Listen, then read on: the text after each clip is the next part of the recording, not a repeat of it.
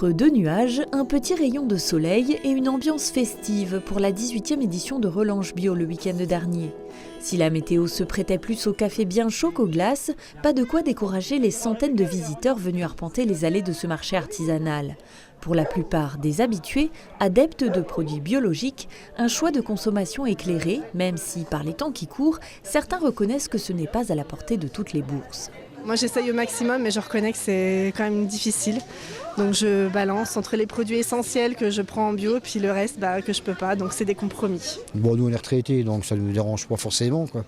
Puis on mange moins qu'à 20 ans. Donc Vous faites peut-être des choix, manger moins, manger mieux, c'est un peu ça aussi? La viande, oui. Ouais. La viande, on ne mange plus tous les jours, mais par contre on mange la bonne viande, quoi. Pour la santé en premier déjà, et puis aussi plus on met de pesticides, moins il y aura d'insectes et naturellement la nature va se ressentir et c'est l'avenir de nos enfants, de nos petits-enfants.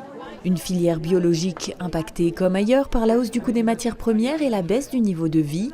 Conséquence, à l'échelle régionale, le nombre de conversions en bio a été divisé par 3 ces dernières années.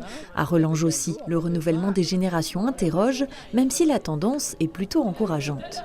Les gens qui viennent de l'extérieur du monde agricole s'installent très majoritairement en bio. Là, localement, sur un groupement qui s'appelle les Bio du Coin, qu'on a monté, sur 15 producteurs, les 3/4 sont non issus du milieu agricole. Donc c'est le renouvellement des générations, et le renouvellement des générations se fait réellement au travers de la bio, parce que ça offre vraiment des perspectives et que ça correspond aussi aux besoins, aux demandes de ces gens qui arrivent en agriculture.